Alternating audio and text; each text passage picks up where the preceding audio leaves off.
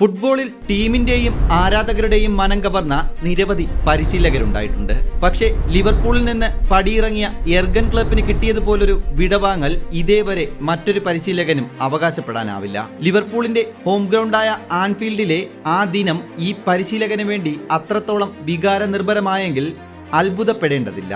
തകർച്ചയിൽ നിന്ന് കൂടുതൽ തകർച്ചയിലേക്ക് പോകുമായിരുന്ന ഒരു ടീമിനെ 8.5 കൊല്ലം കൊണ്ട് പുതുജീവൻ നൽകിയ കലാവിരുതിന്റെ വമ്പൻ പ്രതിഫലനവുമാണിത്. 2015-16 സീസണിലാണ് ജർമ്മൻകാരനായ യെർഗൻ നോർബോട്ട് ക്ലോപ്പ് അഥവാ യെർഗൻ ക്ലോപ്പ് ലിവർപൂളിന്റെ കളിത്തട്ടിൽ തന്ത്രങ്ങൾ മെനയാനെത്തുന്നത്.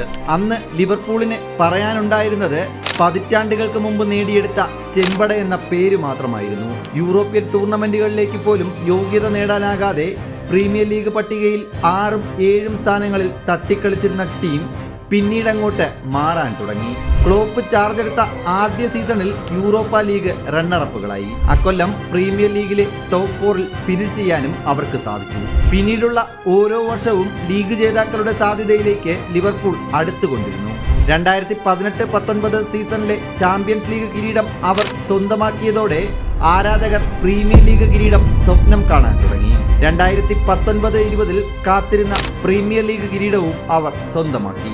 30 വർഷത്തെ ചെമ്പടയുടെ കാത്തിരിപ്പായിരുന്നു അന്ന് അവസാനിച്ചത്. പ്രീമിയർ ലീഗിലും യൂറോപ്യൻ ഫുട്ബോളിലും നിറഞ്ഞാടുന്ന പെപ് ഗോർഡിയോളയുടെ മാഞ്ചസ്റ്റർ സിറ്റിയെ മറികടന്നായിരുന്നു ക്ലോപ്പിന്റെ നേട്ടം.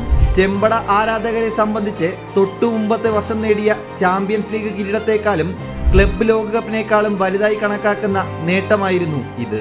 അവസാന സീസണിലടക്കം ക്ലോപ്പിന്റെ ടീം കിരീട സാധ്യത നിലനിർത്തിപ്പോന്നു.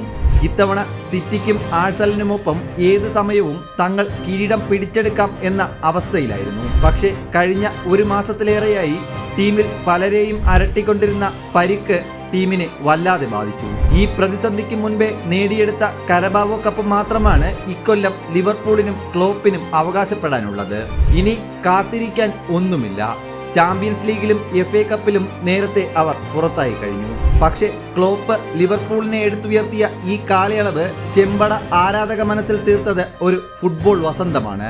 1970-കളിലും 80-കളിലും പ്രീമിയർ ലീഗിൽ നിറഞ്ഞു നിന്ന വൻമരമായിരുന്നു ലിവർപൂൾ. അക്കാലത്താണ് ചെമ്പട എന്ന ഓമനപ്പേര് അവർക്ക് വന്നു ചേർന്നത്. ക്ലോപ്പിന്റെ ഈ ചെറിയ കാലയളവിൽ പഴയ ചെമ്പടയുടെ ഒരു പുനരാവർത്തനമാണ് പലരും കണ്ടത്.